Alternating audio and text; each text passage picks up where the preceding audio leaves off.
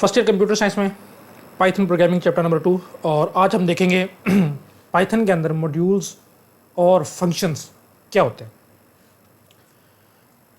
इसको बाकायदा समझने से पहले या पढ़ने से पहले हम लोग देखते हैं कि एक्चुअली हमें किसी भी प्रोग्रामिंग लैंग्वेज में या किसी भी प्रोग्राम में या किसी भी सॉफ्टवेयर में फंक्शन की ज़रूरत क्यों पेश आती है। आप लोगों के सिलेबस में ये बहुत कम है, हार्डली एक पेज का उन्होंने टॉपिक दिया हुआ है, लेकिन इसको समझना कि फंक्शन होते क्या हैं, क्यों ज़रूरी हैं, कैसे उनको बनाया जाता है, कैसे कॉल किया जाता है, ये काफ़ी लंबा टॉपिक है। तो ये वीडियो शायद थोड़ी सी लंबी हो जाए क्योंकि उसमें हम काफ़ी सारे टॉपिक्स इसी वीडियो में कवर करने की कोशिश करेंगे। तो सबसे पहले हम समझते हैं कि हमें किसी भी प्रोग्रामिंग लैंग्वेज में फंक्शन की ज़रूरत क्यों पेश आती है। तो देखें जी, आपके सामने एक कोड का स्ट्रक्चर, एक प्रोग्राम का स्ट्रक्चर लिखा हुआ है। इसमें कुछ ऐसे है कि लेट से कोई स्टेटमेंट 1 है, ये कोई लाइन कोड की लाइन है, कोई सेकंड कोड की लाइन है, कोई थर्ड है। उसके बाद मजीद कुछ 2 या 3 स्टेटमेंट्स हैं जिसको मैं अभी इनक्लोज कर रहा हूँ ब्रैकेट्स में, ये एग्जीक्यूट होती है। अच्छा, उसके बाद फिर कोई 7वीं 8वीं 9वीं लाइन है, कोई और रैंडम लाइन है, कुछ और हो सकती है। उसके बाद अगेन आपको स्टेटमेंट 1, स्टेटमेंट 2, स्टेटमेंट 3 देखने को मिल रही हैं। यानी कि ये स्टेटमेंट्स और ये स्टेटमेंट्स बिल्कुल एग्जैक्टली सेम है, वही 3 स्टेटमेंट्स हैं। दोबारा से मैंने कोड के अंदर लिखी क्योंकि मैं इनको दोबारा से मुझे इनको एग्जीक्यूट करवाना था, काम था। फिर कुछ और मजीद स्टेटमेंट्स आई प्रोग्राम के अंदर, अगेन यही 3 स्टेटमेंट जो है ना दोबारा से एग्जीक्यूट करवानी है मैंने, ये भी बिल्कुल सेम है जो ऊपर आ चुकी हैं। फिर कोई इस तरह की रैंडम स्टेटमेंट्स आई और इस तरह मेरा प्रोग्राम कंप्लीट हो गया। अब इसमें अगर मैं देखूँ तो स्टेटमेंट 1, स्टेटमेंट 2, स्टेटमेंट 3, ये जो 3 स्टेटमेंट्स हैं ये इस पूरे प्रोग्राम में टोटल 3 दफ़ा आई हैं, यानी टोटल 9 लाइन्स हैं जो कि रिपीट हो रही हैं। बिल्कुल जी ऐसे ही है। अब मुझे पता है कि ये 3 लाइन जो है बार बार मेरे प्रोग्राम का हिस्सा होंगी। तो एक तो इसमें प्रैक्टिस यही है, जैसे आप लोगों को सामने नज़र आ रही है, कि जहाँ जहाँ आपको ज़रूरत पड़ती है आप लोग उनको लिखते रहो। जैसे फॉर एग्जांपल पहली लाइन है, ये मुझसे पूछती है कि क्या आप किसी स्टूडेंट्स का डाटा एंटर करना चाहते हैं सॉफ्टवेयर में। मैं ऐसा कहता हूँ कि यस। सेकेंड लाइन मुझसे यस या नो पूछती है रट से, और थर्ड लाइन कहती है ओके जी डाटा एंटर करना स्टार्ट करो। समझ लीजिए 3 लाइनें हैं और बाकी अगली 3 लाइनों में मैं डाटा एंटर कर रहा हूँ। फिर ये मुझसे पूछती है कि आप मजीद किसी स्टूडेंट्स का डाटा एंटर करना चाहते हैं। मैं कहता हूँ जी यस। फिर वो कहते हैं ठीक है स्टार्ट करें। मैं एग्जांपल ले रहा हूँ, फिर मैं डाटा एंटर करता हूँ, फिर ये दोबारा मुझसे पूछती है। तो इस तरह का एक आप जहन में लगा लें कि बार बार मुझसे सॉफ्टवेयर पूछ रहा है कि आप डाटा एंटर करना चाहते हैं, मैं यस या नो कर रहा हूँ और फिर ये सेम चीज़ें बिल्कुल रिपीट हो रही हैं।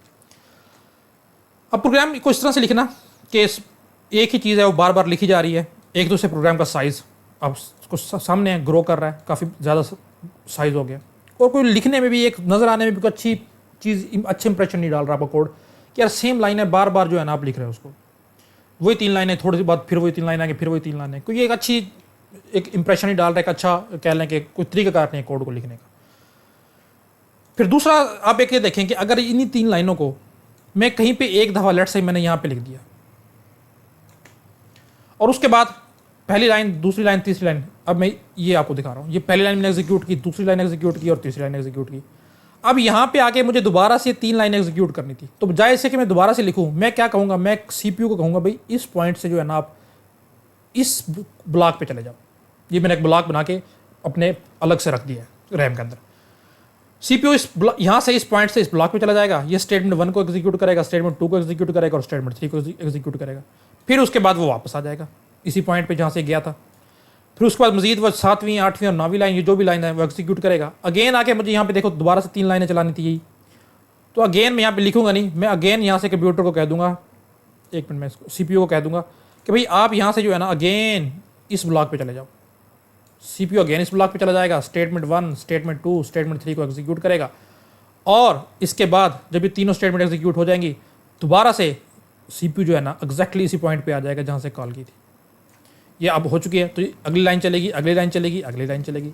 अगेन मुझे इस पॉइंट पे CPU को वही 3 लाइनें एग्जीक्यूट करनी है, तो बजाय इसके मैं यहाँ पे दोबारा से लिखूँ, मैं CPU को कहूँगा भी आप दोबारा से इस ब्लॉक कोड पे चले जाओ। CPU चला गया, पहली लाइन एग्जीक्यूट की, दूसरी लाइन एग्जीक्यूट की, तीसरी की, और फिर वो वापस इस पॉइंट पे आ गया, फिर उसने बाकी काम किया एंड सो ऑन। तो इस तरह से मैं क्यों ना कर लूँ, बजाय ऐसे कि मुझे बार बार लिखनी पड़े यही 3 स्टेटमेंट, मैं इनको एक ही दफ़ा लिख लूँ और जहाँ जहाँ मुझे ज़रूरत है वहाँ से सिर्फ CPU को शिफ्ट कर दूँ कि आप यहाँ से वहाँ चले जाओ, इस पॉइंट पे ज़रूरत है जिन 3 लाइनों को एग्जीक्यूट करने की, तो लिखी पड़ी है, बस मैं CPU को कह देता हूँ अब यहाँ पे चले जाओ, वो चला गया, एग्जीक्यूट करके वापस आ गया। इस पॉइंट पे अगेन मुझे इन तीनों को एग्जीक्यूट करने की जरूरत है, मैं CPU कहता हूँ भाई लिखी हुई जो एक दफ़ा यहाँ चले जाओ, वो चला गया जी, काम करके वापस आ गया। इसी तरह जब मुझे अगेन ज़रूरत पड़ेगी तो मैं CPU को फिर कह दूंगा भी आप जो है ना यहाँ पे चले जाओ और अपना काम करके यहाँ से वापस आ जाओ। CPU वापस आ जाएगा और उसके बाद करता रहेगा। तो एक अच्छा तरीका नहीं है कोड को लिखने का। यस, देखें कोड एक आपको अच्छा लिखा हुआ भी नज़र आ रहा है, क्लियर कट पर चल रहा है कि ये एक अलग चीज़ है, ये कहीं किसी को कॉल की जा रही है या किसी की तरफ रेफ़र किया जा रहा है, फिर ये कोई अलग चीज़ है, फिर रेफ़र किया जा रहा है, फिर अलग चीज़ है, फिर रेफ़र किया जा रहा है। कोड को मैनेज करना भी आसान है और भी इसके बहुत सारे फ़ायदे हैं। एक तो ये कि लेट से आपने ये 3 स्टेटमेंट लिख दी, एक दफ़ा आपने बिल्कुल ठीक लिख दी, अगेन यही 3 स्टेटमेंट यहाँ पे लिख रहे हो तो देयर इज अ चांस कि आप इसमें गलती कर दो, बिल्कुल गलती के चांसेस है। अगेन यही 3 स्टेटमेंट आप दोबारा से लिख रहे हो, यहाँ पे भी चांसेस है आपकी एक स्टेटमेंट में कुछ गलती कर सकते हो, बिल्कुल कर सकते हो। लेकिन एक दफ़ा आपने ये 3 स्टेटमेंट यहाँ पे लिख दी और आपको पता है कि ये बिल्कुल परफेक्ट है, सही तरीके से काम कर रही हैं, तो इसके बाद मजीद इस कोड में इन 3 लाइनों में गलती की गुंजाइश नहीं है। क्यों? क्योंकि ये एक दफ़ा लिखी गई, आपने सिर्फ बाद में कंप्यूटर को कहना है, CPU कहना है कि भाई आप यहाँ पे चले जाओ, चीज़ें तो वही सेम की सेम रहेंगी। तो ये जो चीज़ ब्लॉक ऑफ कोड मैंने बनाया था ना, इसको किसी भी प्रोग्रामिंग लैंग्वेज में बोलते हैं फंक्शन। फंक्शन और कुछ भी नहीं है, सिर्फ और सिर्फ लाइन्स ऑफ कोड है, ब्लॉक ऑफ कोड है, जिसको आप एक अलग जगह पे डिफाइन कर लेते हो और बाद में उसको रीयूज़ कर सकते हो। देखो मैंने कितनी दफ़ा यूज़ किया है, एक दफ़ा यहाँ यूज़ किया है इन सेम चीज़ को, फिर मैंने दोबारा से इसी सेम चीज़ को यूज़ किया है, मैं रीयूज़ कर रहा हूँ, अगेन मैं रीयूज़ कर रहा हूँ। देखो बार बार लिखा सिर्फ मैंने एक दफ़ा, इसको हम कह सकते हैं write once use many times. और फंक्शन की जब भी आप डेफिनेशन करोगे, एक तो आप ये बताओगे कि ब्लॉक ऑफ कोड है, सेट ऑफ स्टेटमेंट्स हैं जो कि एक स्पेसिफिक काम करती हैं, set of statements that performs a specific task is called a function. और दूसरा आप ये बताओगे कि फंक्शन का सबसे बड़ा फायदा ये है कि आप कोड को रीयूज कर सकते हो। एक दफ़ा अपने कोड को लिख लिया, आप उसको अपने सेम प्रोग्राम में भी यूज़ कर सकते हो। एक नया प्रोग्राम, एक नई एप्लीकेशन आप बना रहे हो, वहाँ पे भी सेम फंक्शन को आप यूज़ कर सकते हो। आप इस फंक्शन को किसी दूसरे प्रोग्रामर को भी दे सकते हो, वो भी इसको यूज़ कर सकता है, लिखा लिखा है उसके पास पहुँच जाएगा। तो उसके बहुत ज़्यादा फ़ायदे हैं। तो बस सिर्फ कंसेप्ट को समझो कि ऐसी चीज़ जो आपको प्रोग्राम में बार बार आपको करनी है, कुछ कुछ वक्फे के बाद, बजाय इसके आप उसको बार बार लिखो, आप उसको सिंगल जगह पे लिख लो, एक ब्लॉक बना लो उसको, और जहाँ जहाँ कोड में आपको ज़रूरत पड़ती है आप इसको यहाँ से कॉल कर लो। इसको हम कॉल करना कहते हैं कि जहाँ पे मुझे ज़रूरत पड़ी मैं CPU का कंट्रोल इस ब्लॉक में मूव कर दूंगा। इसको हम कहते हैं फंक्शन को कॉल करना या फंक्शन को इन्वोक करना। ये आप लोगों का अगला टॉपिक, हम देखेंगे कैसे कॉल करते हैं, कैसे इन्वोक करते हैं। तो मैं यहाँ से फंक्शन को कॉल कर लूँगा और उसके बाद जब ये सारी की सारी स्टेटमेंट एग्जीक्यूट हो जाती हैं, कंट्रोल यहाँ से वापस सेम उसी पॉइंट पे आता है जहाँ से इसको कॉल किया गया था। इसको हम कहते हैं फंक्शन का रिटर्न करना। ये फंक्शन रिटर्न कर रहा है जी। कुछ इसमें पॉइंट्स हैं, इसको समझ लो। फंक्शन कॉल क्या होती है? जिस जगह से आप इस ब्लॉक को एक्सेस करोगे, इस ब्लॉक पे कंट्रोल को शिफ्ट करोगे, उस पॉइंट को, उस लाइन ऑफ कोड को हम कहेंगे फंक्शन कॉल। जब ये सारी की सारी लाइंस एग्जीक्यूट हो जाएंगी, कंट्रोल आपका CPU का कंट्रोल वापस उसी पॉइंट पे आएगा जहाँ से आपने इसको कॉल किया था, और इस तरह से कंट्रोल के वापस आने को हम कहते हैं रिटर्न करना, फंक्शन का रिटर्न करना। तो ये जो कुछ इस तरह से है। अच्छा, आप एक कोई भी सॉफ्टवेयर देखते हो या कोई भी सॉफ्टवेयर, तो एक जेनेरिक टर्म है जो आप नॉन कंप्यूटर साइंस स्टूडेंट्स होते हैं उनके लिए यूज़ होती है। असल में सॉफ्टवेयर को हम बोलते हैं, किसी भी सॉफ्टवेयर को प्रोग्राम एक हमारे पास टर्म है। असल में प्रोग्राम को आप एप्लीकेशन भी बोलते हो। जैसे आप कहते हो जो मेरे पास MS वर्ड है, तो MS वर्ड एक एप्लीकेशन है। तो एप्लीकेशन जो है ना एक बहुत बड़ा प्रोग्राम है, बहुत ज़्यादा उसमें लाइंस ऑफ कोड होती हैं, उसको हम एप्लीकेशन बोलते हैं। MS वर्ड, फोटोशॉप, ये सारी एप्लीकेशन है। अब हर एप्लीकेशन जो है ना, हम इसी तरह छोटे छोटे पीसेस बना के, छोटे छोटे फंक्शंस बना के, छोटे छोटे कोड बना के डेवलप करते हैं। फॉर एग्जांपल मैं एक कैलकुलेटर बना रहा हूँ, उसमें आप देखो मैं क्या करूँगा, मैं इसमें कहूँगा जी इस फंक्शन में जो है ना, अच्छा मैंने यहाँ पे एप्लीकेशन आप लोगों को समझा रहा हूँ। कैलकुलेटर की एप्लीकेशन है, बहुत ज़्यादा काम करती है कैलकुलेटर, तो एक बिग प्रोग्राम, बिगर सॉफ्टवेयर, उसको हम एप्लीकेशन बोलते हैं। अब मैं सॉफ्टवेयर बना रहा हूँ जी, लेट्स से कैलकुलेटर का। तो कैलकुलेटर में देखो एक तो है मैथ के या अरिथमेटिक फंक्शंस, अरिथमेटिक ऑपरेशंस, जमा, माइनस, तकसीम, ज़रब वगैरह। एक कैलकुलेटर कर सकता है जनाब लॉग वाले, नेचुरल लॉग, बेस 2, बेस 3, जितने भी लॉग वगैरह होते हैं। इसी तरह मेरा कैलकुलेटर फंक्शंस की वैल्यूज़ को भी फाइंड कर सकता है, साइंटिफिक कैलकुलेटर्स है। एक मेरा होगा जो कम्प्लेक्स ऑपरेशन है, जैसे कि स्क्वायर रूट है, इस तरह की चीज़ें फाइंड करेगा। अब इसको देखो, इसको मज़ीद जो है अरिथमेटिक जो फंक्शन है, इसके अंदर मज़ीद प्लस है, माइनस है, तकसीम है, ज़रब है, और भी हैं लट से। इस तरह लॉग है, लॉग के अंदर भी मज़ीद चीज़ें हैं। लॉग बेस 2 है, नेचुरल लॉग है, लॉग बेस n है। फंक्शंस फाइंड करना है, पोलिनोमियल फंक्शंस हैं, क्वाड्रेटिक फंक्शंस हैं, बहुत सारी चीज़ें हैं। स्क्वायर रूट है जी, बेस 2 स्क्वायर रूट है, 3 की 1/2, 1/3, इस तरह की काफ़ी चीज़ें हैं। तो कैलकुलेटर अपने आप में एक एप्लीकेशन है। ये जो चीज़ें हैं जैसे अरिथमेटिक का पोर्शन होगा, लॉ का पोर्शन होगा, फंक्शन का पोर्शन होगा, स्क्वायर रूट, जिसमें हम एक जैसी फंक्शनलिटी शामिल कर देते हैं, इसको हम बोलते हैं मॉड्यूल।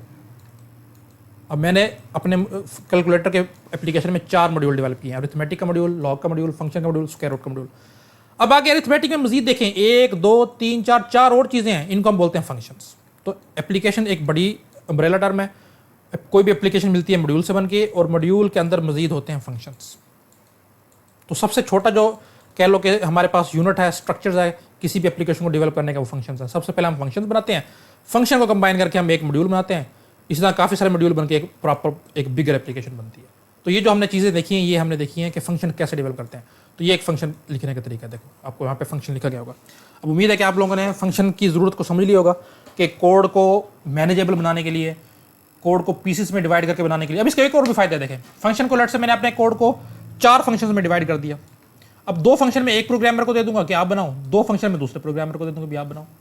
अब मल्टीपल प्रोग्रामर जो है ना, एक ही कोड पे, एक ही एप्लीकेशन पे, एक ही सॉफ्टवेयर पे काम कर सकते हैं। जबकि इस सूरत में देखो कोई डिवीजन नहीं है, एक ही प्रोग्रामर को ये सारे का सारा करना पड़ेगा। बिल्कुल जी, मॉड्यूल में कन्वर्ट करने के, फंक्शन में कन्वर्ट करने के कोड को ये भी फ़ायदा है। कोड को रीयूज़ हो सकता है, बहुत सारे फ़ायदे हैं। तो ये सारी चीज़ें लिखी हुई हैं। तो ये समझना ज़रूरी था कि फंक्शन क्यों ज़रूरी होते हैं। अब हम उस तरफ आते हैं जो आपके सिलेबस का हिस्सा है। आपके सिलेबस में जो चीज़ें लिखी हुई हैं वो सिर्फ मॉड्यूल क्या है, फंक्शन क्या है, और इस तरह की 2-4 चीज़ें लिखी हुई हैं, हम देख लेते हैं। तो देखिए सबसे पहले उसने समझाया हुआ कि मॉड्यूल क्या है। अ module in Python is simply a file contains Python code, यानी कि ब्लॉक, कुछ लाइनें हैं पाइथन की और उनको हमने एक जगह पे एक फाइल में, एक ब्लॉक में रखा हुआ है, उसको हमने कह दीजिए पाइथन कोड है। इसके अंदर फंक्शंस होते हैं, जैसे मैंने कहा कि फंक्शंस काफ़ी सारे मिलकर एक मॉड्यूल को बनाते हैं। वेरिएबल्स हो सकते हैं, क्लासेस वगैरह हो सकती हैं, हम ये देखेंगे बारी बारी क्या होते हैं। दैट यू कैन रीयूज, सबसे बड़ा जो इसका एडवांटेज है वो ये है कि आप फंक्शंस को, आप मॉड्यूल्स को रीयूज कर सकते हो इन अदर प्रोग्राम। अपने प्रोग्राम में तो कर ही सकते हो, दूसरे प्रोग्राम में भी कर सकते हो। जैसे हमने एक प्रिंट फंक्शन पढ़ा था, अभी भी हम पढ़ते आ रहे हैं, एक प्रिंट फंक्शन है, ये भी कहीं ना कहीं डिफाइन हुआ है। अब आप इसको अपने प्रोग्राम में यूज़ कर रहे हो, मैं भी कर रहा हूँ, तीसरा बंदा भी कर रहा है, चौथा बंदा भी कर रहा है, तो एक फंक्शन ही तो है। प्रिंट फंक्शन में अक्सर बोलता नहीं हूँ प्रिंट फंक्शन, तो देखो हम कर रहे हैं उसको यूज़। अपने प्रोग्राम में आप यूज़ करो, किसी और को बता दो, वो यूज़ करेगा, एंड सो ऑन। अच्छा जी, पहले हम आपके सिलेबस का हिस्सा है जो वो पढ़ लेते हैं, उसके बाद हम अपनी देखेंगे। तो किसी भी प्रोग्रामिंग लैंग्वेज में 2 तरह के फंक्शंस या 2 तरह के मॉड्यूल होते हैं। जैसे अभी मैं प्रिंट के एग्जांपल ले रहा था। अब ये मैंने तो नहीं बनाया, नहीं जी, पाइथन वालों ने बनाया हुआ, यस, पाइथन के डेवलपर्स ने हमें बना के दिया है। तो ऐसी फंक्शंस, ऐसे मॉड्यूल्स जो ऑलरेडी पाइथन के डेवलपर्स ने, पाइथन के बनाने वालों ने बना के हमें दे दिए हुए हैं, इनको हम बोलते हैं बिल्ट इन या प्रिमिटिव बिल्ट इन मॉड्यूल, जो आपको कंपाइलर के साथ ही मिलेंगे। फिर कुछ अपने हिसाब से आप बनाओगे, सारे के सारे फंक्शंस पाइथन आपको बना के नहीं देता। जहाँ जहाँ आपको ज़रूरत पड़ती है आप अपने हिसाब से बनाते हो। जैसे अभी हमने 3 लाइनों को बनाया था, उसको हम बोलते हैं यूज़र डिफाइंड फंक्शंस या यूज़र डिफाइंड मॉड्यूल्स। तो 2 तरह के हैं, बिल्ट इन और यूज़र डिफाइंड। हम दोनों देखेंगे, बिल्ट इन भी और यूज़र डिफाइंड भी। तो पहले बिल्ट इन इसने कुछ बताई हुई है, मैथ के फंक्शंस हैं, ये रैंडम है, डेट एंड टाइम है, ये हम जब आगे देख लेंगे। यूज़र डिफाइंड हम इंशाल्लाह अभी बनाना सीख लेते हैं कि यूज़र डिफाइंड फंक्शन एक्चुअली होता क्या है। तो देखें जी, सबसे पहले आप देखो कि फंक्शन को बनाया कैसे जाता है, डिफाइन कैसे किया जाता है, ये चीज़ें हम देखते हैं, यानी कि फंक्शन का सिंटैक्स। तो देखें जी, हम जो है किसी भी फंक्शन को बनाने के लिए जो उसका सिंटैक्स है, सबसे पहले लिखेंगे डेफ, DEF कीवर्ड। सबसे पहले आपने ये कीवर्ड लिखना है, सिंटैक्स का पार्ट है, लिखोगे। उसके बाद यहाँ पे जो मैं कर्वी लाइन लिख रहा हूँ, फंक्शन का नाम आएगा। आप फंक्शन का कोई भी नाम रख सकते हो, रूल्स वही हैं जो हमने वेरिएबल को नेम देने के रूल्स पढ़े थे, उन रूल्स को फॉलो करके कोई भी नाम लिख सकते हो। लेट्स से मैं यहाँ पे लिख देता हूँ फन, कोई फन फंक्शन में बना रहा हूँ। अब ये वेरिएबल्स के रूल को फॉलो करता है, तो एक लीगल नेम है, वैलिड नेम है। उसके बाद जनाब आप डालोगे स्मॉलर ब्रैकेट या जिसको हम बोलते हैं पैरेंथेसिस, और इसके अंदर आप फंक्शंस के पैरामीटर्स दे सकते हो। ये ऑप्शनल है, हो भी सकते हैं, नहीं हो सकते। पैरामीटर्स क्या होती हैं? Values, input values. कुछ आप इनपुट दोगे फंक्शन को, फंक्शन उन इनपुट्स पे कोई एक्शन परफॉर्म करेगा और आपको आउटपुट देगा। तो ये हो भी सकते, नहीं भी हो सकते। उसके बाद आप कर दोगे ब्रैकेट बंद। ये एक भी हो सकता है पैरामीटर, यानी कि वैल्यूज, इनपुट वैल्यूज एक से ज़्यादा भी हो सकती है, तो पैरामीटर लिस्ट हम इसको जेनेरिक बोल देते हैं। ब्रैकेट के बंद, और उसके बाद जनाब आपने यहाँ पे डालना है कॉल। ये फंक्शन लिखने का तरीका है। उसके बाद जितना भी काम आप फंक्शन में लिखना चाहते हो, जितनी भी लाइनें हैं, जैसे हमने पिछले एग्जाम्पल में 3 लाइनें पढ़ी थी, इंडेंट करके एक टैब का डिस्टेंस देके वो आप यहाँ पे लिखोगे 1 2 3 जितनी भी लाइन है। तो ये फंक्शन लिखने का तरीका है। हम देख भी लेते हैं। देखेंगे सबसे पहले यहाँ पे आपको डेफ कीवर्ड नज़र आ रहा है, ये फंक्शन का नेम है, ये ब्रैकेट है, ये वो पैरामीटर्स है जिसकी मैं बात कर रहा था, ये दूसरी ब्रैकेट है, और ये आपको कॉलम नज़र आ रहा है, और इसके अंदर यहाँ पे लिखा हुआ है कुछ भी जो आप कोड के अंदर लिखना चाहते हो। अभी हमने खाली छोड़ा हुआ।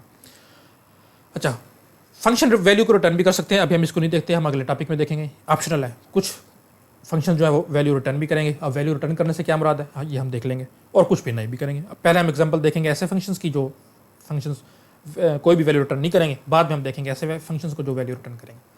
तो अभी के लिए आप सिर्फ और सिर्फ ये चीज़ याद रखो, डेफ कीवर्ड जिसे डिफाइन करना है, उसके बाद फंक्शन का नेम, पैरेंथेसिस स्टार्ट, अगर कोई वैल्यूज इनपुट हैं तो वो देनी है, पैरेंथेसिस बंद, और कॉलन, और उसके बाद इंटेंट करके कोड। हम इसी को दोबारा से देख अब एक फंक्शन के नेम को देख लेते हैं। अब मैं एक फंक्शन बनाना चाहता हूँ ग्रीट का, वेलकम करने का। ये फंक्शन क्या करेगा, जब भी मैं इसको कॉल करूंगा ना, ये स्क्रीन पे मुझे प्रिंट करके देगा हेलो या वेलकम। अब हो सकता है कि मैं अपने प्रोग्राम में इसको 10 दफ़ा कॉल करूं। अगर एक दफ़ा करना होता तो सिर्फ मैं सिंपल एक प्रिंट स्टेटमेंट लिख देता, लेकिन मैंने लेट से अपने प्रोग्राम में ये 10 दफ़ा हेलो हेलो प्रिंट करवाना है। तो इसके लिए फिर मैं फंक्शन बना लूँगा, जहाँ जहाँ मुझे ज़रूरत होगी मैं इस फंक्शन को इन्वोक कर लूँगा या कॉल कर लूँगा। तो अभी हम सिर्फ फंक्शन को डिफाइन करना सीख रहे हैं, डिफाइन कैसे करते हैं। तो देखें जी, सबसे पहले आप लगाओगे def keyword, DEF। Def keyword is use to create a function. Def keyword आपने लगाना है। ये वो फंक्शन का नेम है, GREET, ग्रीट, यहाँ पे लिखा हुआ है नेम ऑफ फंक्शन। उसके बाद देखें दोनों पैरेंथेसिस, ओपनिंग भी क्लोसेस भी। अब इसके अंदर पैरामीटर नहीं है, हाँ नहीं है, मैंने कहा था कि पैरामीटर ऑप्शनल है। कोई फंक्शन है जो वैल्यू इनपुट वैल्यूज ले सकते हैं, कुछ नहीं लेंगे, तो ये फंक्शन कोई भी वैल्यू नहीं ले रहा। इसके बाद कॉलन है जी, सिंटैक्स का पार्ट है, ये यहाँ देखिए इंडेंट हो कर दिया मैंने। फिर लिखा हुआ जी प्रिंट, ये बिल्ट इन फंक्शन है। ये फंक्शन कह रहा है कि प्रिंट करवा दो स्क्रीन पे क्या, हेलो वर्ल्ड। अब जब भी इस फंक्शन को मैंने कॉल करना होगा, देखो अब मैं कैसे कॉल करूँगा। अपने ये बात जहन में रखनी है कि फंक्शन को आप पहले डिफाइन करोगे। लेट से यहाँ से लेके यहाँ तक मैंने डिफाइन कर दिया, और उसके बाद ही मैं फंक्शन को कॉल कर सकता हूँ। अगर मैंने फंक्शन को नहीं बनाया और मैं डायरेक्ट कॉल करने लगा हूँ तो ये मैं नहीं कर सकता। तो लेट्स हम एज्यूम करते हैं कि यहाँ से लेके यहाँ तक मैंने ये फंक्शन बना दिया है, उसके बाद नीचे कहीं पे मैं आके इस फंक्शन को कॉल करने लगा हूँ। देखो फंक्शन को कॉल कैसे करते हैं। फंक्शन को कॉल किया जाता है फंक्शन नेम लिख के, जो भी फंक्शन का नेम है वो। अब इस फंक्शन का नेम है ग्रीट, तो यहाँ पे मैं लिखूंगा GREET, और ओपनिंग पैरेंथेसिस, अगर कोई वैल्यू देनी होती तो वो भी, लेकिन अभी हमने कोई वैल्यू नहीं देनी, क्लोज। तो ये बस। अब जैसे कंपाइलर इंटरप्रेटर इस लाइन पे आएगा, उसको पता होगा क्योंकि वो ऊपर से पढ़ के आ रहा है, देखो उसको पता है कि ग्रीट क्या है। जैसे इस लाइन पे आया, अच्छा ग्रीट पे जाना है, मैंने ग्रीट ब्लॉक ऑफ कोड पे जाना है, यहाँ से वो सीधा चला जाएगा यहाँ पे, या दूसरे लफ्ज़ों में यहाँ पे इसके अंदर जाएगा, वो कहेगा अच्छा हेलो वर्ल्ड प्रिंट करना है, तो स्क्रीन में प्रिंट कर देगा हेलो वर्ल्ड, और यहाँ से वापस वो यहाँ पे आ जाएगा। तो ये फंक्शन कॉल है। फंक्शन को हमेशा कॉल किया जाता है फंक्शन का नेम लिख के, और फंक्शन के अंदर जो भी लाइंस ऑफ कोड लिखी हुई हैं, जितनी भी लाइन ऑफ कोड है, एक दफ़ा कॉल आपने कर दिया, वो सारी की सारी एग्जीक्यूट होंगी। उसके बाद कंट्रोल जो है वापस उसी पॉइंट पे आ जाएगा जहाँ से आपने फंक्शन को कॉल किया था। तो आप इसमें दोबारा भी देख लेते हैं। देखें ये फंक्शन है, यहाँ से लेके मैंने यहाँ तक फंक्शन बना दिया, और उसके बाद देखो ये वो लाइन है जहाँ से मैं फंक्शन को ये वो लाइन है जहाँ से मैं फंक्शन को कॉल कर रहा हूँ। अब बाकायदा मैंने नंबरिंग भी दे दी है। तो देखो जी पहला ही लिखा हुआ है, सबसे पहले आपने कॉल किया, कंट्रोल ये जा रहा है, देखो यहाँ से कंट्रोल गया और यहाँ पे आ गया। अब ये दूसरा स्टेप है। दूसरा स्टेप क्या होगा, वो कहेगा जहाँ पे आ जाओ, आ गया जी, इसको प्रिंट कर दो, कर दिया जी। ये दूसरा स्टेप हो गया। अब तीसरा स्टेप देखो, कंट्रोल जो है वो रिटर्न हो रहा है वापस, और देखो ये वहीं एग्जैक्टली हुआ है, यहाँ से कॉल हुआ था फंक्शन और उसके नेक्स्ट लाइन पे रिटर्न हुआ है, और उसके बाद फिर ये लाइन चलेगी आउटसाइड फंक्शन। तो इस तरह से हम फंक्शन को डिफाइन करते हैं और इस तरह से कॉल करते हैं। पहले आपने फंक्शन को डिफाइन करना है, जो भी काम उससे लेना चाहते हो आप वो करोगे, उसके बाद इसको कॉल किया जा सकता है। अगर मैं ग्रीट यहाँ पे लिख देता ऊपर, अभी कंपाइलर को नहीं पता ग्रीट क्या है, तो कंपाइलर मुझे एरर जनरेट करेगा, भाई नहीं मुझे नहीं पता ग्रीट क्या है। हाँ देखो अब यहाँ से जब कंपाइलिंग शुरू होगी, कंपाइलर ग्रीट को पता है ग्रीट क्या है, ये लाइन भी उसको पता है क्या है। जब आप इसको कॉल करोगे उसको पता होगा यहाँ पे ये चीज़ मौजूद है, तो वो वहाँ पे कंट्रोल शिफ्ट कर देगा। अगर बाद में आपने ग्रीट फंक्शन डिफाइन किया है या कोई फंक्शन, तब कंपाइलर आपको एरर देगा। अच्छा जी, इसी फंक्शन को जो है अब प्रोग्रामेटिकली देख लेते हैं, क्योंकि ये आपके सिलेबस का ही पार्ट है। मैं IDE को ओपन कर लेता हूँ। ये जी मैंने IDE को ओपन कर लिया। अच्छा ग्रीट फंक्शन है जी आप लोगों का, आप अपनी बुक से भी देख सकते हैं कि ये किस तरह से हुआ है। हम इसको दोबारा से कर लेते हैं। अब फंक्शन वही है जो मैंने तरीका बता दिया है। सबसे पहले हम एक फंक्शन को बनाएंगे, फंक्शन को बनाया कैसे जाता है, डेफ DEF कीवर्ड से। सबसे पहले मैं डेफ कीवर्ड लिखूंगा जिससे एक फंक्शन को डिफाइन करना है, उसके बाद फंक्शन का नेम। हमारा फंक्शन का नेम है ग्रीट, तो अब मैं लिखने लगा हूँ। देखें जी, मैं इसको थोड़ा सा जूम कर लेता हूँ। ले जी, सबसे पहले आप लिखोगे DEF कीवर्ड, लिख दिया, स्पेस दी, उसके बाद फंक्शन का नेम। ये लो जी, फंक्शन का नेम मैं पहले आपको लिख के दिखा देता हूँ, फंक्शन नेम। उसके बाद ब्रैकेट शुरू, अगर कोई पैरामीटर्स हैं तो वो यहाँ के बीच में आएंगे, मैं सिर्फ पैरामीटर लिख देता हूँ, एक से ज़्यादा भी हो सकते हैं। और उसके बाद आता है कॉलन, और फिर इंडेंट करके आपने जो भी काम लेना है यहाँ पे मैं लिख देता हूँ कोड, जो भी आप काम लेना चाहते हो वो। तो अब मैं एक फंक्शन बनाना चाहता हूँ जिसका नाम है ग्रीट, तो फंक्शन नेम की जगह मैं यहाँ पे लिख दूंगा ग्रीट। लें जी, ग्रीट। पैरामीटर या कोई वैल्यू या नहीं ले रहा तो मैं इसको मिटा देता हूँ। लें जी, मैंने मिटा दिया। कोड में मैं सिर्फ और सिर्फ स्क्रीन पे प्रिंट करवाना चाहता हूँ इस फंक्शन के थ्रू वेलकम या हेलो वर्ल्ड, जो भी आप करवाना चाहते हो। लो जी, वेलकम। अच्छा, चलें जी, इसको रन करके देखते हैं। अभी तो देखें, सिर्फ मैंने इसको फंक्शन को बनाया है, अभी कॉल नहीं किया, तो स्क्रीन पे कुछ भी चीज़ नहीं होनी चाहिए। तो देखें जी, कुछ भी चीज़ नहीं है। अब मैंने फंक्शन को बना लिया, अब मैं इस फंक्शन को कॉल भी करना देखते हैं। नीचे आगे मैं कहीं पे इंडेंटेशन मैंने खत्म कर दी। अब मैं यहाँ पे इस फंक्शन को कॉल करना चाहता हूँ। मैं चाहता हूँ इस फंक्शन के अंदर जो भी लिखा हुआ है वो मेरा काम एग्जीक्यूट हो जाए, चल जाए। तो इस फंक्शन को कॉल करते हैं फंक्शन नेम से। जो भी आपका फंक्शन का नेम है वो आप लिखो, उसके आगे ब्रैकेट डालो, अगर कोई वैल्यू देनी तो ठीक है, वरना इस तरह। अब मेरे फंक्शन का नाम है ग्रीट, तो यहाँ से मैं ये ग्रीट कॉपी करता हूँ। हाँ, फंक्शन नेम जब आप कॉल कर रहे हो तब कॉलन नहीं लगाना, ये बात याद रखनी है। फंक्शन नेम मैंने कॉपी किया यहाँ से और इसकी जगह पेस्ट कर दिया। लें जी, ग्रीट आ गया।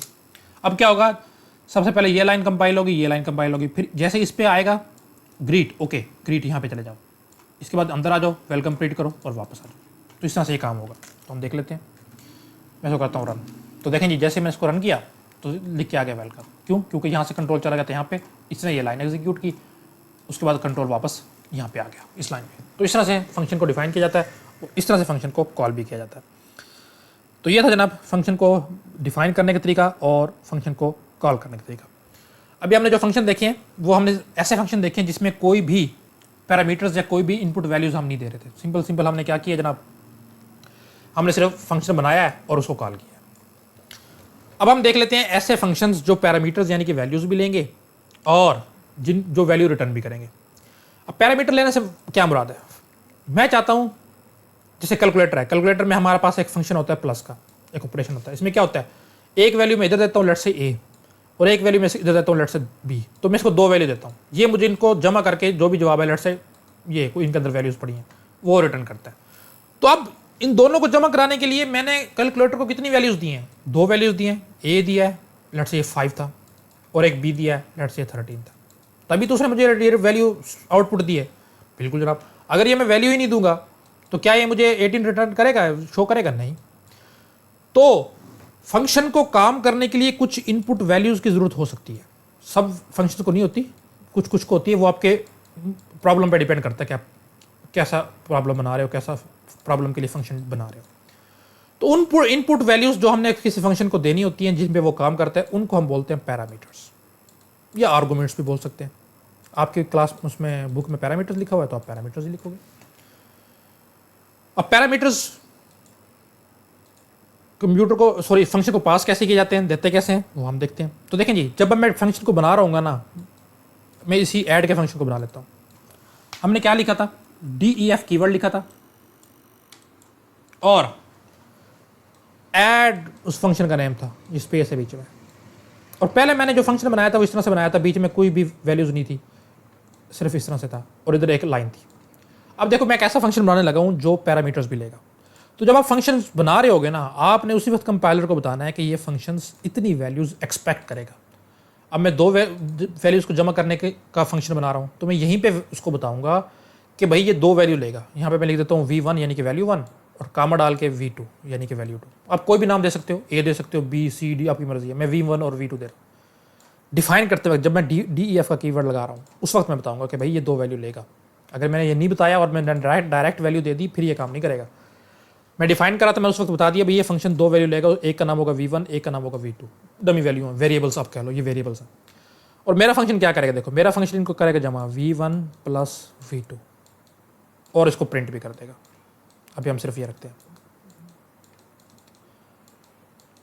अब देखो फंक्शन को कॉल कैसे करते हैं, फंक्शन का नेम लिख के, फंक्शन का नेम क्या है, ऐड, मैंने ऐड लिख दिया। लेकिन अब मुझे पता होगा भाई जब मैंने ऐड फंक्शन बनाया था तो मैंने कंपाइलर को ऑलरेडी बताया था भाई ये दो वैल्यूज़ लेगा, एक v1 और एक v2। ये देखो यहाँ पे मैंने बताया हुआ कंपाइलर को ऑलरेडी। तो अगर मैं वैल्यूज़ के बगैर ही इसको कॉल कर दूंगा तो ये कॉल नहीं होगी। फंक्शन मुझे कंपाइलर कहेगा भाई नहीं, आपने मुझे पहले बताया हुआ कि दो वैल्यू लेगा, इधर आप वैल्यू दे नहीं रहे। जब आप वैल्यू नहीं दोगे तो मैं जमा किसको करूँगा भाई, एग्जैक्टली यहाँ पे मैं वैल्यू दूंगा इसको, तभी ये फंक्शन अब आगे चलेगा। तो लो जी मैं इसको यहाँ पे वैल्यू दे देता हूँ। मैं इसको कहता हूँ कि भाई आप जो है ना 4 और 5 को ऐड कर दो। अब देखो ये होगा कैसे, ये 4 जो है ना ये, अच्छा पहले मैं इसको लिख लेता हूँ। जब मैंने ये फंक्शन डिफाइन किया होगा ना तो इसमें दो वेरिएबल बन गए होंगे, एक v1 के नाम से और एक v2 के नाम से। अब जब मैं इसको कॉल करूंगा और मैंने कहा जी 4 और 5, तो देखो मैं रंग चेंज कर लेता हूँ। ये जो 4 है ना ये कॉपी होगा वेरिएबल जो इसमें हमने पहले बताया हुआ v1 के अंदर, और ये जो 5 है ये वैल्यू कॉपी होगी दूसरे पैरामीटर में जो कहता v2। यानी कि जैसे ही फंक्शन कॉल होगा तो v1 के अंदर चला जाएगा 4 और v2 के अंदर चला जाएगा 5। इस तरह अगर 3 वैल्यूज होती, अगर कोई v3 होती तो यहाँ से मैं थर्ड वैल्यू भी पास करता, वो भी उसमें कॉपी हो जाती। अभी हम 2 के लिए कर रहे हैं। अब v1 प्लस v2 4 प्लस 5 9, तो प्रिंट कर दो क्या 9, तो स्क्रीन पे मुझे नजर आएगा 9। तो इस तरह से काम करता है। अभी सिर्फ मैं पैरामीटर्स बता रहा हूँ, रिटर्न वैल्यूज नहीं बता रहा। रिटर्न वैल्यू भी हम कर सकते हैं, अभी हम सिर्फ इसको देखते हैं। दोबारा देखें, डिफाइन हमने फंक्शन करना है, फंक्शन का नेम, यहीं पे मैं बताऊंगा कि ये कितनी वैल्यूज एक्सपेक्ट कर रहा है, कितनी इनपुट ले रहा है, जिसको हम बोलते हैं पैरामीटर्स 2। तो जब मैं इसको कॉल करूंगा तो 2 वैल्यूज दे के भेजूंगा तभी ये काम करेगा। तो इसको हम कहते हैं फंक्शंस विद पैरामीटर्स। यहाँ पे देखो उसने फंक्शन बनाया हुआ ऐड, ए और बी 2 वैल्यूज पास की हुई हैं और रिटर्न कर दिया प्लस बी, ये भी हम देख लेते हैं अभी। इसी को दोबारा से देखो, डिफाइन कीवर्ड, फंक्शन का नेम, और ये देखो नंबर 1 नंबर 2 ये पैरामीटर्स हैं। इनको हम बोलते हैं फॉर्मल पैरामीटर्स। जब हम फंक्शन को डिफाइन करते हुए जो पैरामीटर्स लिखते हैं इनको हम बोलते हैं फॉर्मल पैरामीटर्स। ये फॉर्मल पैरामीटर्स है नंबर 1 और नंबर 2। यहाँ पे कोई कोड होगा। अब यहाँ से मैं फंक्शन को कॉल कर रहा हूँ, फंक्शन का नेम लिखा जो है ऐड नंबर्स, और ये देखो ये 2 वैल्यू में भेज रहा हूँ 5 और 4। 5 कॉपी होगी पहली वैल्यू में क्योंकि यहाँ पे पहले लिखी हुई है, 4 ये कॉपी होगा इस दूसरे वेरिएबल में क्योंकि ये बाद में लिखा हुआ है। तो इस तरह से ये काम चलेगा मेरे पास। अच्छा अब हम जो है ना रिटर्न भी देख लेते हैं। अभी मैंने यहाँ पे फंक्शन बनाया था, मैं दोबारा से बना देता हूँ, def add value 1 value 2, 2 value लेगा ये। और मैंने यहाँ पे लिखा था जी प्रिंट क्या, इन दोनों को जमा कर दो v1 प्लस v2। अब इस यहीं पे वैल्यू प्रिंट कर देगा। इसी को मैं एक और तरीके से कर सकता हूँ, मैं प्रिंट नहीं करवाता, मैं कहता हूँ जी क्या करो। देखो हमें पता है जब फंक्शन कॉल करता है तो कंट्रोल इस फंक्शन पे आ जाएगा, और जब इसकी सारी स्टेटमेंट एग्जीक्यूट हो जाएंगी तो यहाँ से वापस भी तो जाता है ना कंट्रोल। मैं लाइन देखिए मैं आपको दिखा भी देता हूँ, ये देखो लाइन नंबर 3 देखो, जब इसने अपना काम कर लिया तो यहाँ से देखो कंट्रोल वापस भी तो जा रहा था ना। यस, तो मतलब है कंट्रोल तो वापस जाएगा ही जाएगा। अब मैं एक ट्रिक खेलता हूँ, मैं कहता हूँ यार कंट्रोल तो वापस जाना ही जाना है, तो क्यों ना ये v1 और v2 जो जमा हुए हैं कंट्रोल जाते जाते इनकी वैल्यू भी अपने साथ ले जाए और जहाँ से कॉल किया था वहीं पे ले जाए, बजाय इसके मैं यहीं पे प्रिंट कराऊँ। मैं कहता हूँ कि आप वहीं पे ले जाओ उसकी वैल्यू को। हाँ जी हो सकता है, कैसे, आप सिंपल एक कीवर्ड लिख दोगे रिटर्न। अब क्या होगा देखो, v1 और v2 की वैल्यू होंगी जमा, हो गई। उसके बाद कंट्रोल जब वापस जा रहा होगा ना जहाँ से फंक्शन को कॉल किया था, इन दोनों की वैल्यू को साथ ही ले जाएगा। लेट्स से वो वैल्यू थी v3, वहाँ पे ले जाएगा। अब मैं वहाँ पे उसको प्रिंट करवा लूँगा या किसी वेरिएबल में स्टोर करवा लूँगा, वो मेरी मर्जी। हम दोनों केस देख लेंगे। देखें जी कैसे। मैंने कहा जी फंक्शन बनाओ फाइंड स्क्वायर का, और एक नंबर लेगा उसको स्क्वायर फाइंड करेगा, यानी कि मैं 2 उसको पास करता हूँ तो ये 4 रिटर्न करेगा, 6 पास करता हूँ तो 36 स्क्वायर मुरब्बा फाइंड करके देना। ये फंक्शन है। ज़ाहिर एक नंबर दोगे तभी तो उसका स्क्वायर फाइंड करेगा, तो मैंने यहाँ पे बता दिया कि नंबर लेगा। और मैंने यहाँ पे कुछ कोड लिखा, कोड क्या लिखा होगा मैंने, नम क्रॉस यानी कि मल्टीप्लाई नम, ये लिखा होगा, और उसको मैं कर रहा हूँ रिटर्न। अब देखो क्या होगा, यहाँ से मैं फंक्शन को कॉल कर रहा हूँ, फंक्शन का नेम लिखा फाइंड स्क्वायर, फंक्शन का नेम पैरामीटर 3, ये यहाँ पे जाएगा, एक वेरिएबल होगा नम, उसके अंदर 3 कॉपी हो जाएगा, 3 × 3 9। अब देखो यहाँ से वो कह रहा है कि रिटर्न कर जाओ और साथ में 9 भी ले जाओ, तो मेरी देखो ये अभी रिटर्न कर रहा है। यहाँ पे स्टेटमेंट नंबर 2 आपको लिखी हुई नजर आ रही होगी। यहाँ से ये जब जैसे रिटर्न जा रहा होगा साथ 9 भी लेके जाएगा, और ये एग्जैक्टली उसी पॉइंट पे आएगा जहाँ से इसको कॉल किया गया था, इसको कॉल किया गया था यहाँ से। तो आप ये समझो कि ये सारी की सारी लाइन जो है ना ये मिट जाएगी जब वापस आएगा ये, और जो अपने साथ वैल्यू लेके आ रहा था, क्या वैल्यू लेके आ रहा था, 9, इसकी जगह आप समझ लो कि 9 लिखा जाएगा। अब देखो ये 9 एक वेरिएबल हमने बनाया वो स्क्वायर, इसमें कॉपी हो जाएगा। इसके बाद आप प्रिंट करवा लो स्क्वायर की वैल्यू, तो स्क्रीन पे स्क्वायर शो हो जाएगा। हम करेंगे भी, दोबारा से समझें इसको क्या किया मैंने। इस प्लेस से मैंने फंक्शन को कॉल किया है, 3 भेजा है, इस नंबर में 3 कॉपी होगा, जिसका 3 मल्टीप्लाई बाय 3 करेगा 9, यहाँ से 9 वापस भेजेगा। आप समझो कि ये लाइन अब मिट गई और इसकी जगह पे 9 लिखा गया, क्योंकि वैल्यू ये 9 लेके आ रहा है। ये 9 कॉपी हो जाएगा इस वेरिएबल में स्क्वायर में। बस इतना सा काम हुआ है। तो ये काम जो आप लोगों ने देख लिया, इसको हम करके भी देख लेते हैं एक प्रोग्रामेटिकली, और फिर जो है उसके बाद जनाब हम क्या करते हैं, अगला टॉपिक इसको देखते हैं। तो जी मैं जल्दी से आपको ये काम करके दिखाता हूँ। तो देखें जी, मैंने ओपन कर लिया है IDE यानी कि कंपाइलर। थोड़ा सा मैं इसको जूम कर लेता हूँ। देखें जी, मैं यही काम जो मैं कर रहा था, मैं एक फंक्शन बनाता हूँ फाइंड स्क्वायर का, ये काम जो मैंने किया। लो जी फाइंड, अच्छा बस मैं फाइंड का बनाता हूँ, ये कुछ कोई भी चीज़ फाइंड करेगा और ये एक वैल्यू लेगा, इसको मैं कह देता हूँ ये VEL यानी कि कोई वैल्यू लेगा। और मुझे पता है कि कोई भी फंक्शन में बनाता हूँ तो DEF कीवर्ड लिखा जाता है, तो लेंगे DEF फाइंड उस फंक्शन का नेम है और आगे कॉलन। अब जो भी वैल्यू आएगी ये क्या करेगा, उसको मल्टीप्लाई कर देगा, वैल्यू को वैल्यू से मल्टीप्लाई कर देगा, यानी कि स्क्वायर फाइंड करेगा। अभी मैं पहले तरीके से करके देखता हूँ कि मैं इसको फाइंड करके यहीं पे प्रिंट करवाता हूँ, PRINT, मैं यहीं प्रिंट करवा रहा हूँ। ओके जी, करवा लेंगे, कोई मसला नहीं है। इंडेंटेशन खत्म, नीचे आके मैं अब देखो इस फंक्शन को कॉल करूँगा। इस फंक्शन का नाम क्या है, फाइंड, FIND, नाम लिखा, साथ में वैल्यू भेज दी 3। अब यहाँ से क्या होगा, फंक्शन को कॉल की जाएगी, यहाँ पे जाएगी, वैल्यू के अंदर कॉपी होगा 3, 3 मल्टीप्लाई बाय 3 9, और इसी लाइन में प्रिंट भी हो जाएगा। प्रिंट होने के बाद फिर रिटर्न होगी वैल्यू, वैल्यू रिटर्न नहीं होगा, सिर्फ कंट्रोल रिटर्न होगा। चला के देखते हैं। देखें जी, रन किया, स्क्रीन प्रिंट हो गया 9, बिल्कुल जो हमने लॉजिक बनाई ठीक काम कर रही है। अब इसी को मैं रिटर्न वैल्यू से करता हूँ। देखो मैं कहता हूँ कि यहाँ पे मैं इसको ना प्रिंट नहीं करवाना चाहता, मैं चाहता हूँ कि जो भी ये कैलकुलेट कर रहा है ना, वापस तो उसने जाना ही जाना है, यहाँ पे वापस जाना है, यहाँ पे, क्योंकि यहाँ से कॉल हुआ है, तो जाते हुए अपनी वैल्यू ले जाए, बजाय इसके यहीं पे प्रिंट कराओ, वैल्यू साथ ही ले जाओ और वहीं पे जाके प्रिंट करवाओ। तो इसका तरीका आ रहा है, आप एक कीवर्ड लिखोगे RETURN, रिटर्न, बस आपने ये लिख देना है। अब जब फंक्शन यहाँ से रिटर्न होगा, कंट्रोल रिटर्न होगा ना, अपने साथ ये वैल्यू भी ले जाएगा। कौन सी वैल्यू, कौन सी, इन दोनों को जो मल्टीप्लाई करके आएगी, और हमारे केस में इन दोनों को मल्टीप्लाई करके आ रहा था 9, तो अपने साथ ये 9 लेके जाएगा और 9 यहाँ पे आ जाएगा जहाँ से इसको कॉल किया था। अब 9 आया, 9 में किसी वेरिएबल में स्टोर तो करवाऊंगा ना, या कहीं उसको प्रिंट करवाऊंगा, कुछ तो काम करूंगा। देखो 3 मैंने पास किया, 3 मल्टीप्लाई बाय 3 हुआ 9, 9 वापस आ गया। अब 9 वापस यहाँ इस लाइन नंबर 5 पे आ गया। अब उस 9 का मैंने करना क्या है, 2 ही तरीके हैं, या तो उसको मैं डायरेक्ट प्रिंट करवा दूँ जिससे मुझे पता चल जाए कि वाकई भी स्क्वायर फाइंड हो गया, या उसको मैं किसी वेरिएबल में स्टोर करवाऊँ और उस वेरिएबल को यूज़ करूँ। और तो मैं कोई काम नहीं कर सकता। एक वैल्यू आप आ रही है यूज़र से भी, आप समझ लो यूज़र से आ रही है, तो यूज़र से वैल्यू आती है, आप किसी वेरिएबल में तो स्टोर करवाओगे उसको, तभी तो उसको यूज़ करोगे। एक्जैक्टली। या आप उसको डायरेक्ट प्रिंट करवा दो। तो यहाँ पे मैं 2 काम कर सकता हूँ। पहले तो ये, अब इस फाइंड 3 की जगह पे समझो 9 लिखा गया है, तो उसको मैं किसी वेरिएबल में स्टोर करवा लेता हूँ।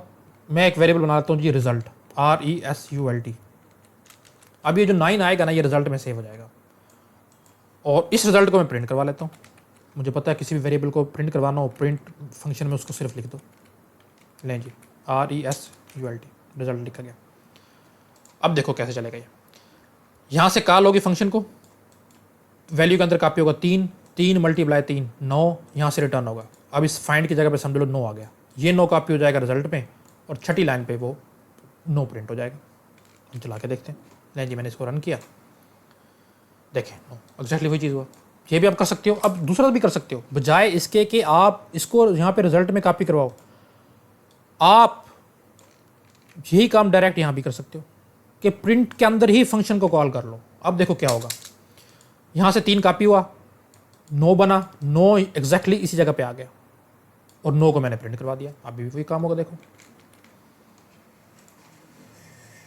ये देखिए।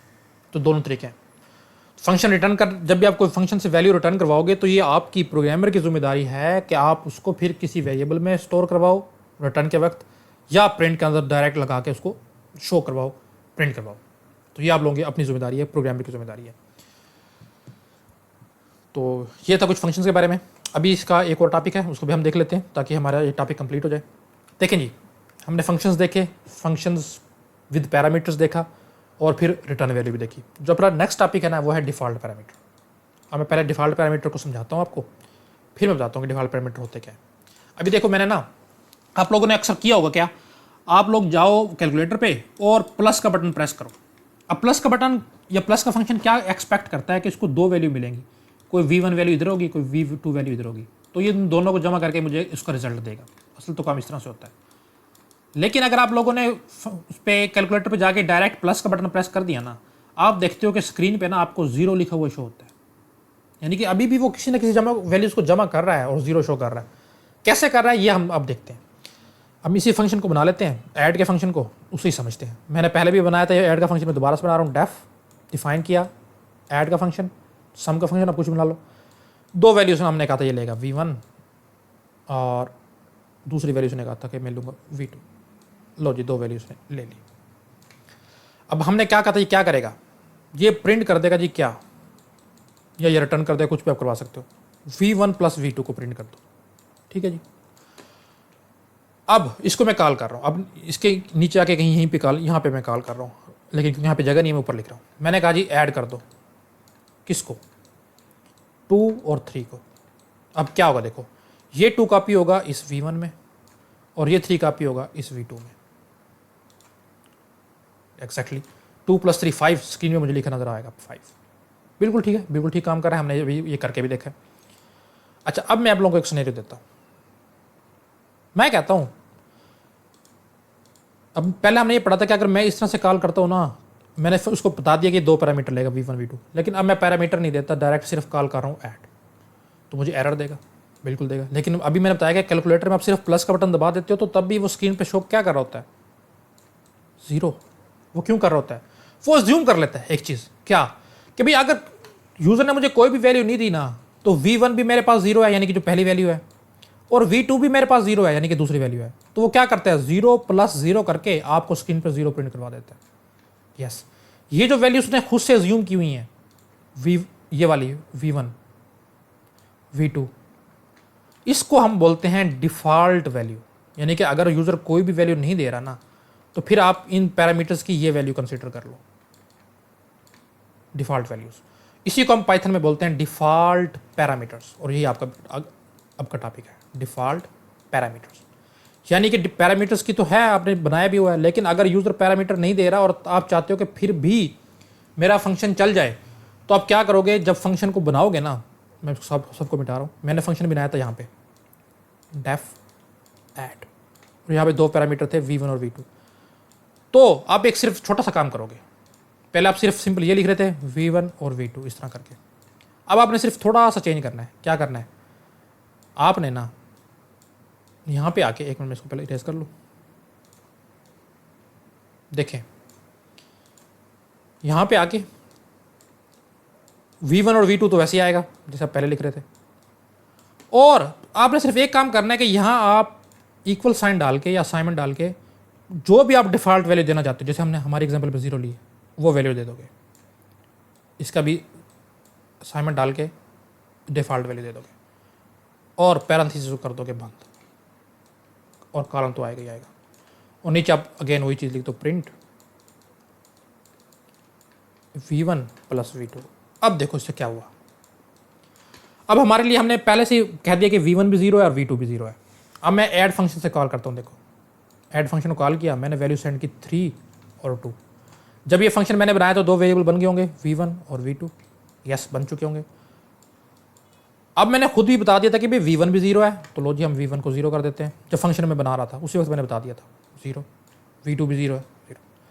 अब मैं फंक्शन को कॉल करते हुए कह रहा हूँ कि भाई V1 को कर दो 3 और V2 को कर दो 2। ओके, आप क्या करोगे, इसको रिप्लेस कर दोगे, इसी जगह पे आ जाएगा 3, क्योंकि 3 मुझे पता है कि V1 में कॉपी होता है, पहले ये लिखा हुआ है तो पहले वाले में, और दूसरे वाला जो लिखा हुआ है वो दूसरे वाले में कॉपी होगा। तो ये पहले 0 था, अब मैं क्या कह रहा हूँ 2 कर दो। ओके 2 कर दो, लो जी कर दिया। दूसरी लाइन क्या कह रही है, 3 यानी कि V1 + 2 यानी कि V2 को जमा करो, स्क्रीन पे शो कर दो, लो जी स्क्रीन पे शो हो गया 5। ये तो पहले भी हो रहा था, यस। अब हम दूसरा केस देखते हैं, क्या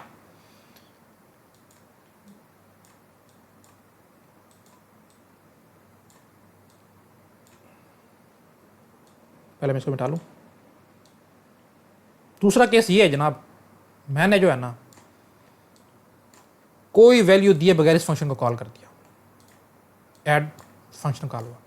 अब देखो कंट्रोल जाएगा यहाँ पे गया, ये कह रहा है कि v1 और v2 को जमा कर दो। तो v1 v2 क्या है भाई, मैंने खुद बता दिया, अब तो 0 0 है। अगर वैल्यू नहीं दे रहा तो अभी भी उनके पास वैल्यू तो मौजूद है, देखो यस मौजूद है। तो ये क्या करेगा, 0 + 0 क्या आएगा, 0। स्क्रीन पे क्या शो होगा, 0। यस। अब मैं आपको बताता हूँ कि डिफ़ॉल्ट वैल्यूज या डिफ़ॉल्ट पैरामीटर क्या होते हैं। डिफ़ॉल्ट पैरामीटर्स वो वैल्यूज़ होती हैं कि अगर यूज़र फंक्शन कॉल करते हुए कोई वैल्यू नहीं देता तो उसकी जगह पे वो वैल्यू कंसिडर होगी।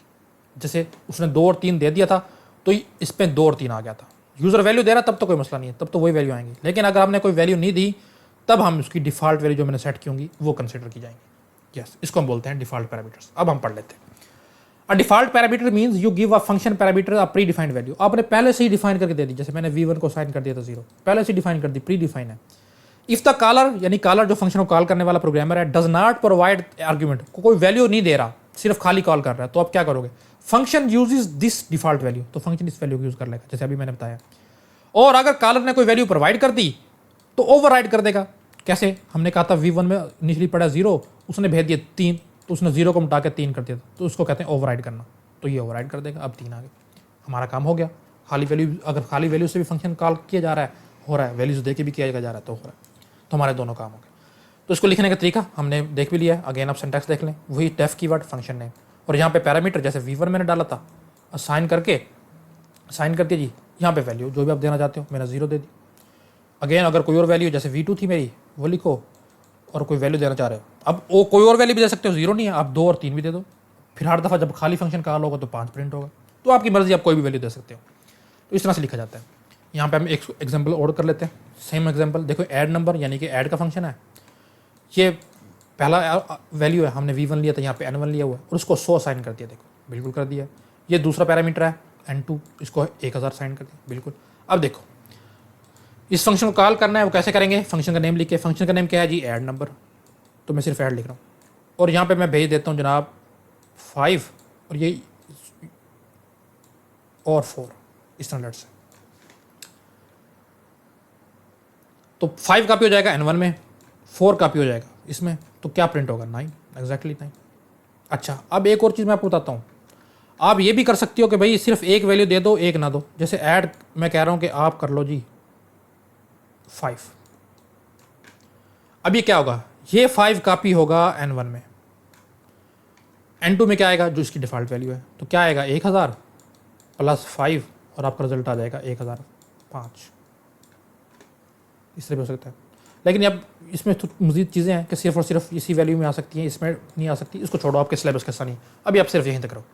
मैंने 5 और 4 दिया तो उसने दोनों को जमा करके 9 प्रिंट करवा दिया। मैंने कोई वैल्यू भी नहीं दी, खाली ऐड फंक्शन को कॉल किया, तब देखो क्या होगा, n1 में क्या पड़ा है 100, इसकी जगह पे आ जाएगा 100, n2 में क्या पड़ा है 1000, इसकी जगह पे आ जाएगा 1000, तो स्क्रीन प्रिंट होगा 1100। आप कोई भी डिफ़ॉल्ट वैल्यू दे सकते हो, हमने पहले 0 करके देखी थी, अब हमने 1000 और 1100 करके देख लिया, एग्जैक्टली ये वो काम हो रहा है। तो देखें जिस तरह से काम होता है। अच्छा, अब हम एक जो आपकी सिलेबस में क्वेश्चन दिया गया है, या कह लें कि एग्जांपल दी गई है, उसको भी कर लेते हैं। मैं आपको दिखा भी देता हूँ कि आपकी एग्जांपल है क्या।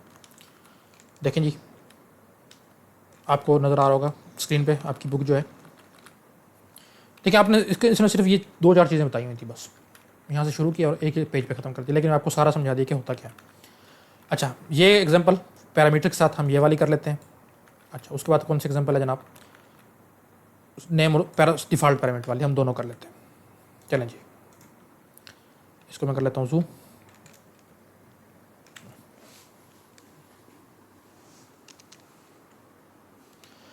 इसको मैं कर देता हूँ रेस।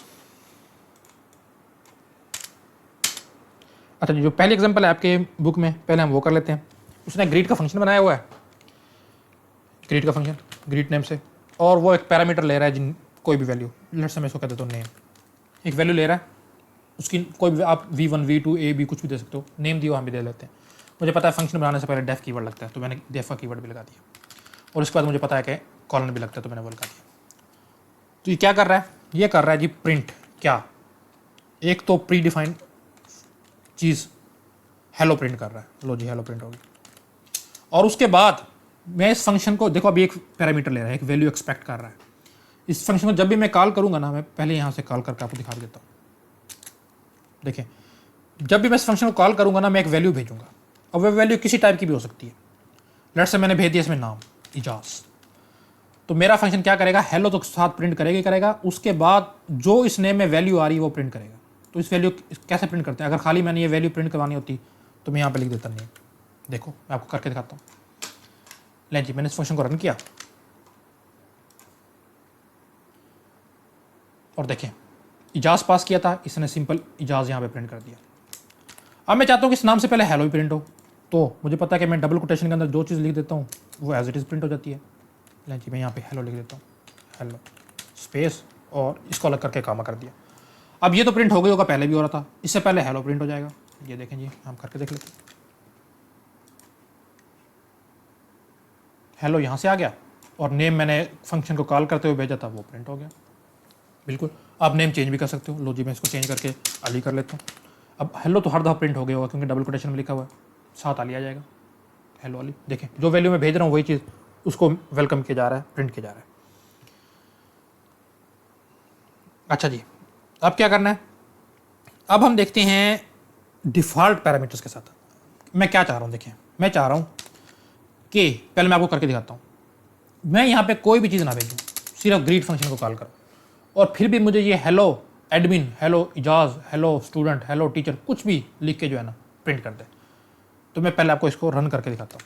चलिए जी, मैंने इसको रन किया तो देखिए इसने क्या एरर दिया, हम इस एरर को समझते हैं। इसने कहा जी लाइन नंबर 5 पे, यानी कि यहाँ पे इस मॉड्यूल यानी फंक्शन के अंदर आपने ग्रीट, इसके अंदर एक मिसिंग रिक्वायर्ड आर्गूमेंट, आपने एक आर्गूमेंट देना है, वो आपने नहीं दिया, मिस कर दिया। क्यों देना है, क्योंकि आपने यहाँ पे बताया हुआ है, देखो कि यहाँ पे एक आर्गूमेंट आएगा और आप यहाँ पे दे नहीं रहे, तो इसलिए एरर आ गया।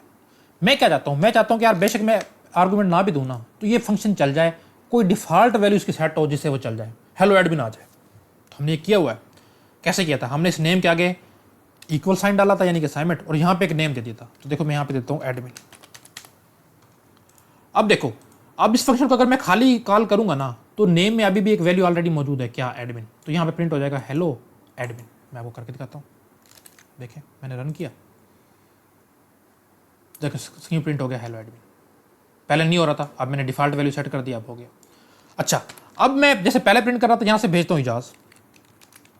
अब क्या होगा, अब हमने एक चीज़ पढ़ी थी कि अगर आप कोई वैल्यू दे देते हो तब ये एडमिन वाली या जो भी डिफ़ॉल्ट वैल्यू कंसिडर नहीं होगी, तब जो आप यह वैल्यू भेज रहे हो वो ही कंसिडर की जाएगी। तो अब उसको प्रिंट करना चाहिए हेलो, और नेम में अब इसने रिसीव किया एडमिन नहीं इजाज़, हेलो इजाज़ प्रिंट करना चाहिए। हम इसको करके देख लेते हैं।